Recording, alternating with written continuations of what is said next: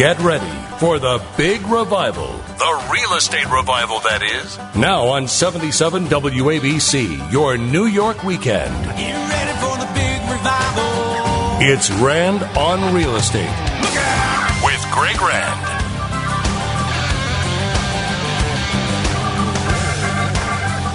Welcome to the big real estate revival. This is Greg Rand.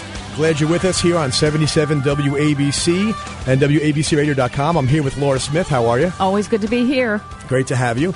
We have a great hour lined up for you here, as always. We're going to be talking about building wealth. Building wealth during the Great Recession. What a concept, huh? So we're going to focus on that. We're going to give you some tips and some pointers and some ideas about how to use real estate to accomplish that. I've got somebody terrific coming into the studio. He's a fellow Fox Business Network contributor, a money manager, and author, an all-around great guy. Dan Schaefer is going to join us in the next segment talking about how, well, I'm going to make you wait to find out, but he and I are on the same page with some of these things about how now is an extraordinary opportunity if you know how to play it right and if you have your head straight about what the opportunities are and how to time them. We're going to take your calls.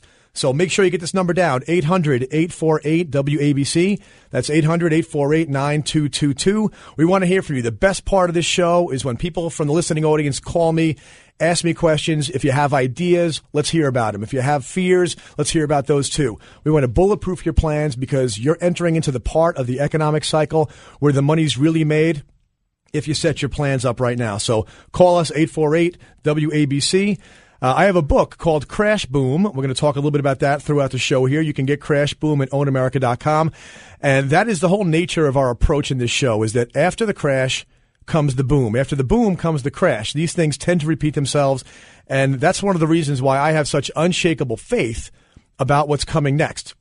Because I understand history. I understand what part of the history we're in right now. And it's all good. It's all good if you have the fortitude and the ability to look past the pain and the anguish of right now. So that's the thing. You know, we talk here about building wealth, and in my book and in my courses, I talk about the 5 principles of building real estate wealth, the 5 principles. And I learned these principles from working with professional commercial real estate investors, the big dogs, the people who are quietly making hundreds of millions of dollars in the commercial real estate business. And I was able to work with them, watch the way they operate, kind of reverse engineer their intuitions. You know, they'll tell you that they work on gut instinct, but I was able to observe that gut instinct and then apply that to everyday people just like you and me who are going to buy small real estate investments, season them over a long period of time, and build generational wealth for our family. And we talk about the 5 principles. I can only kind of go into any one of them, Laura, in detail per show. So we're going to focus on principle number 1 today, which is number 1 for a reason. It is the precursor for all the rest, and that is timing is everything. Timing is everything. And when you think about where we are right now in this economic crisis, I want to use kind of a silly analogy, but one that I think really makes sense. And that is on New Year's Eve.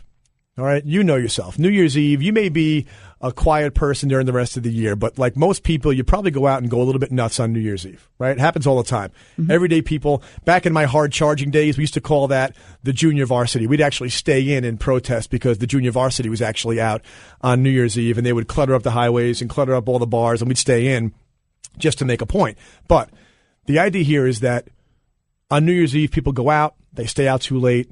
They hit the beer, they hit the wine, they hit the champagne, they hit the vodka, they hit the whiskey. They do exactly what they're not supposed to do. They mix everything. They stay out till 4 o'clock in the morning, and the next morning you know what's going on. They wake up late. They feel horrible. Right? I know, Laura, you've never been there, but you must have heard about this kind of stuff. No, never. And I don't know anything about football, so there you go. The idea that the next morning, the hangover the next morning, is a very interesting analogy to where we are right now. Because if you look at what happened over what we call here the roaring 2000s, right? 2002, an economic boom began, and it went haywire, all right? The real estate market was booming. The stock market was booming. People were making money hand over fist. But then human nature took over. And people do what people do. They always seem to repeat the same mistake.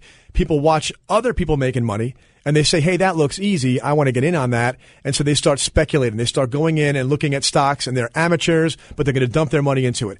They start looking at real estate, and they're amateurs, but they jump into it. And then the banks play their role. And the bank's role is always to begin to lend money without thinking, lend money by lowering their standards, pouring capital out into the market. That's the party. That's New Year's Eve, okay? And this was one heck of a New Year's Eve. You know, some were better than others, and this one, the Roaring 2000s, was a crazy waiting till the daybreak kind of party, and everybody woke up the next day with a hangover. But here's the thing. January 1st comes, you feel lousy. January 2nd comes, and if it was a big party, you're probably still feeling a little bit of it. But what about January 3rd or January 4th, right? And certainly by January 7th, it's all over, right? I mean, no matter how big of a rager you had on New Year's Eve, you're feeling okay by the time a week goes by. I think where we are right now is right around January 3rd. Okay? We're still feeling the effects. It was a big party. We're still feeling some of the effects, but the dust is starting to clear, right? Your head is starting to clear. You're starting to be able to see that despite the media drumbeat of negativity, despite the fact that every time we turn around, it's somebody else coming out with more reason to be afraid, more reason to not have job security, even though you might, more reason not to take a risk.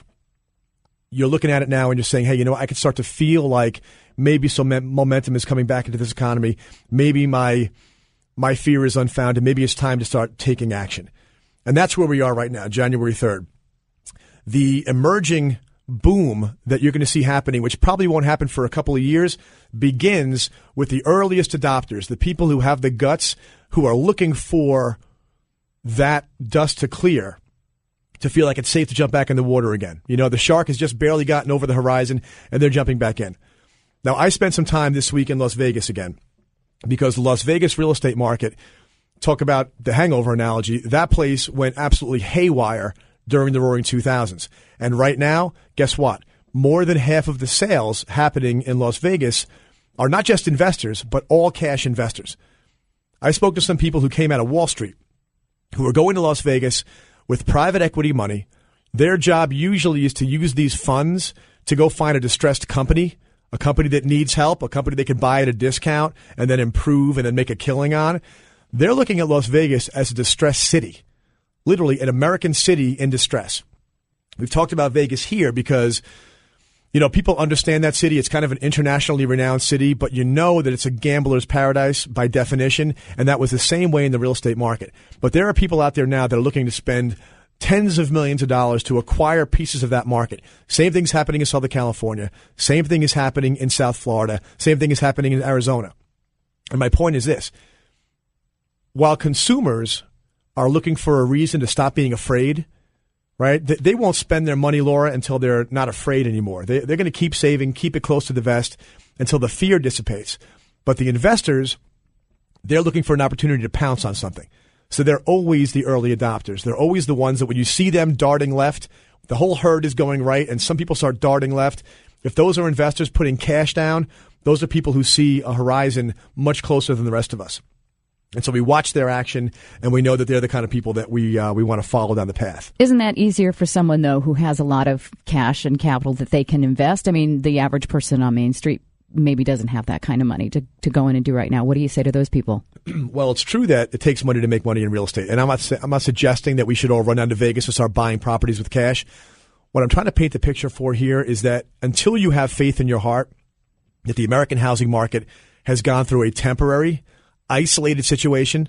I mean, isolated, okay? It's very explainable what happened in the last couple of years, and it's directly related to what happened the couple of years prior to that. So when you start to see other people, you know, follow the money. When other people are jumping in, that should give you a little bit of confidence that they see something that maybe validates your own personal point of view. So point is that we're there. We're at the point right now where you're still buying low.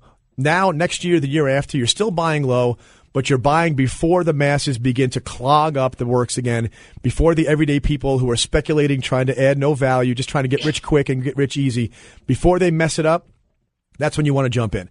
So think about giving us a call, 800-848-WABC. You're listening to Rand on Real Estate on 77 WABC. Back in a moment.